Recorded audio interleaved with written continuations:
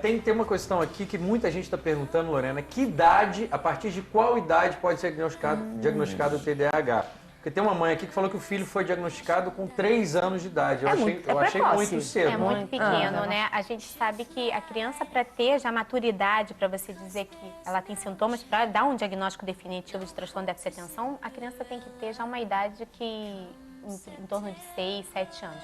É claro que tem crianças que, mesmo pequenas, você já vê um padrão de hiperatividade muito aguçado. Você reconhece alguns traços. Você já começa a reconhecer, mas você não pode dar um diagnóstico definitivo numa idade de 3, 4 anos. Até porque até os 5 anos de idade, você não tem uma estabilidade no diagnóstico que você vai dar de déficit de atenção. Então, você pode detectar, falar, olha, essa criança é mais hiperativa, ela está mais impulsiva aqui, vamos tentar trabalhar com isso, vamos tentar ajudar, mas não dar um diagnóstico definitivo nessa idade. Tá.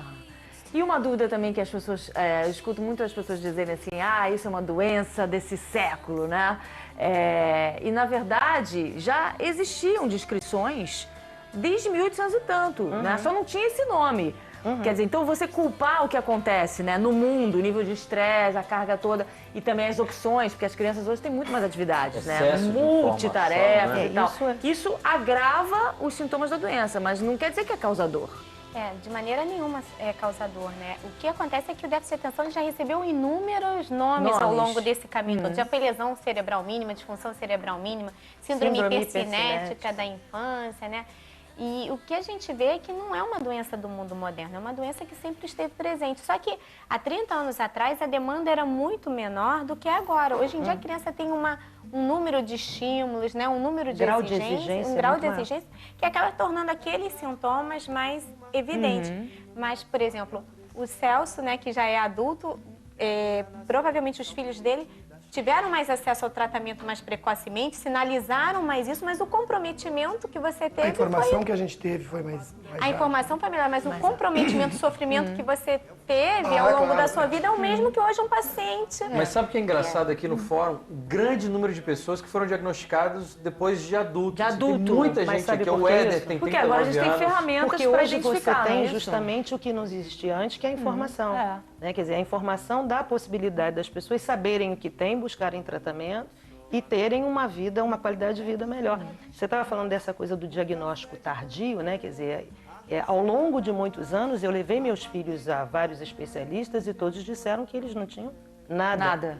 Entende? Que eles eram agitados, que botassem natação, que botassem para fazer esporte, fizeram todos os esportes. Aliás, o Celso estava me dizendo aqui em off que também fez todos os esportes possíveis. Agora, como esporte resolve um problema neuroquímico, eu não consegui ainda entender. Mas que ajuda, né? Ajuda, claro que ajuda. No Caderno Estadão saiu ontem, domingo se não me engano, uma matéria, uma página, dizendo que o xadrez tem sido muito eficaz como uma terapia mesmo de apoio aos portadores de deficiência. Que outro tipo de atividade? O xadrez está comprovado? Porque o xadrez exige uma concentração absurda, na verdade, né? O que acontece... Eu não tenho transtorno, mas não consigo jogar xadrez. Eu estava pensando como é que um portador de TDAH vai se concentrar num jogo de xadrez. Desde que ele goste, porque isso é uma coisa importante. O Celso já fez assim, ó. Quando você falou do Celso já fez assim com a cabeça. No máximo um dominó. Mas isso é importante da gente ressaltar aqui, que quando a gente fala o termo déficit de atenção, não quer dizer que a pessoa seja incapaz de manter a atenção em tudo. Ela é incapaz de manter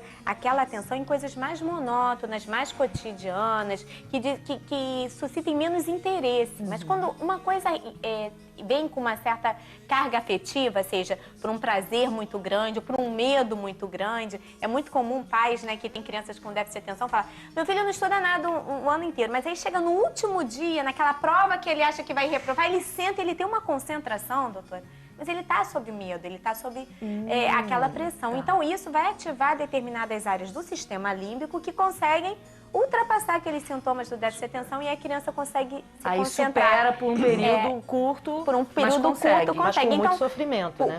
Mas, e no caso do xadrez, por exemplo, se ele é muito prazeroso para a estimulado, criança e é estimulante, ela vai conseguir se manter atenta. Tanto que é uma questão dos pais. Fala, meu filho tem déficit de atenção. Não, ele se concentra no videogame, que é uma maravilha. O que a criança gosta, ela faz muito mais. O que ela gosta, ela faz. Lorena, eu posso botar um pouquinho de pimenta aqui no nosso papo? Claro. Eu acho que é um assunto que vai ser polêmico aqui. O sistema de saúde público brasileiro está pronto para receber uma criança ou um adulto com TDAH? Bota pimenta. Bota pimenta. Acho que é com você, Ian. Vamos lá, É evidente que não.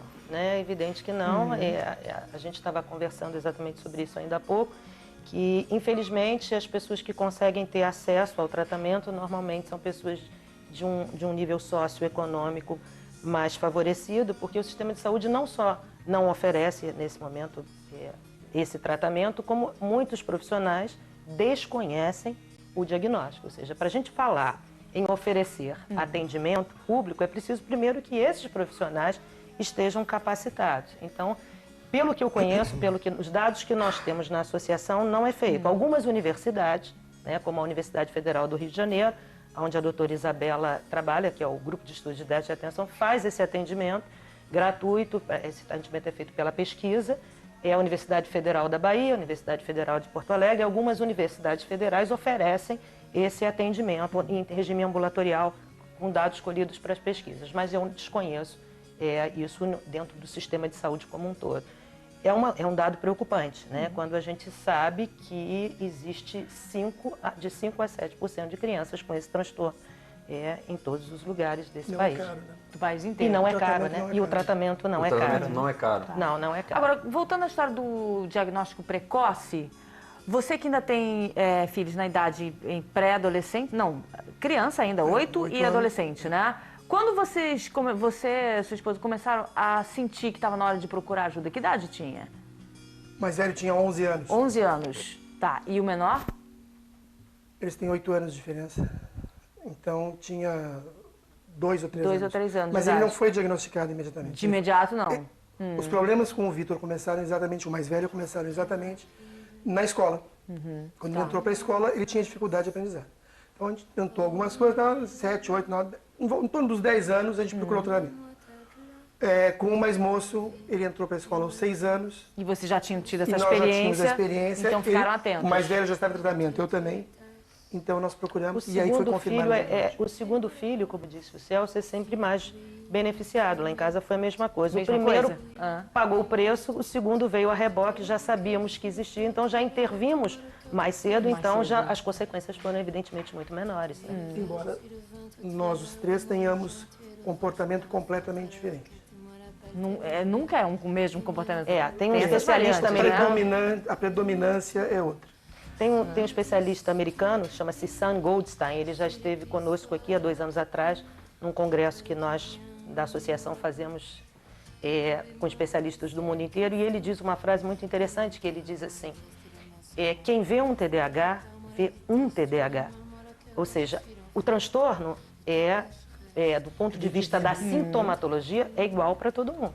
Mas cada portador do TDAH é diferente, porque ele tem subjetividade, ele tem uma história pessoal, ele está inserido numa cultura, porque senão a gente vai transformar o portador de TDAH num TDAH ambulante. Né? Todos vão ser iguais. Não Vários são iguais. fatores influenciam a resposta ao tratamento, né? A questão do QI, a questão de ter comorbidade, de ter algum problema de aprendizado comórbido ou não, né? A estrutura O familiar. próprio estímulo do meio ambiente, O próprio né? estímulo e também, né, a subjetividade de cada paciente. Isso é importante ressaltar. Agora, eu vou deixar uma questão para o próximo bloco, né? Sempre que a gente fala em transtorno e tal, até que ponto a criança ou adolescente, ele vai tirar proveito da situação? Ou seja, ele vai conseguir superar algumas coisas se ele tiver noção ou consciência do que ele tem exatamente. Então, a questão é essa. Quando contar e quando não contar? A gente responde daqui a pouquinho no próximo bloco, tá bom? Toi mon ombre, il est